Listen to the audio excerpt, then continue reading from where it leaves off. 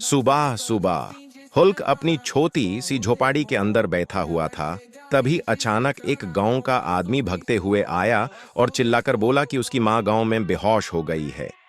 Hulk घबरा गया और तुरंत बाहर की तरफ दौड़ा।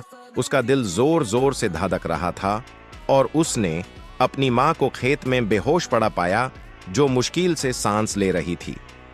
हल्क ने अपनी मां को बाहों में उठाया और भगवान से रोते हुए दुआ कि उन्हें अपनी मां को उससे दूर ना ले जाए, कहते हुए कि अगर मां को कुछ हो गया तो वो सब कुछ तबाह कर देगा।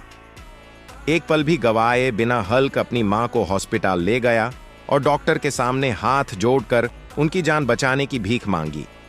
डॉक्टर ने कहा कि ऑपरेशन तुरंत करना पड़ेगा और उसके लिए 20 लाख रुपए चाहिए होंगे। हल्क पूरी तरह टूट चुका था और सोच रहा था कि इतनी बड़ी रकम वो कहां से लाएगा। उसने अपने चचा को फोन किया और हर रुपया लौटाने का वादा करते हुए मदद मांगी, लेकिन चचा ने उसकी बेइज्जती की और मना कर दिया। टूटा हुआ और लाचार हल्क भगवान से चमत्कार की प्रार्थना करने लगा। तभी अचानक ऐलान हुआ कि जो जंगल के खतरनाक अनाकोंडा को मारेगा उसे सरकार की तरफ से 50 लाख रुपए इनाम में मिलेंगे।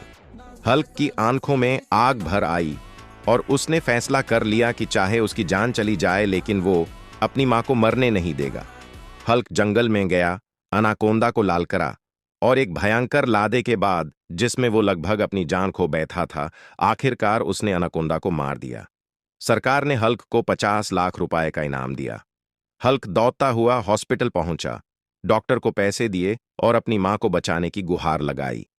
ऑपरेशन के बाद डॉक्टर मुस्कुराया और बोला कि ऑपरेशन सफल रहा। कुछ देर बाद हल्क की मां ने आंखें खोली और पूछा क्या उसने उनकी जान बचाने के लिए अपनी जान दांव पर लगा दी थी। तब हल्क रोते हुए उनका हाथ पकड़कर बोला कि मां, आपके बिना मेरी दुनिया कुछ भी नहीं है।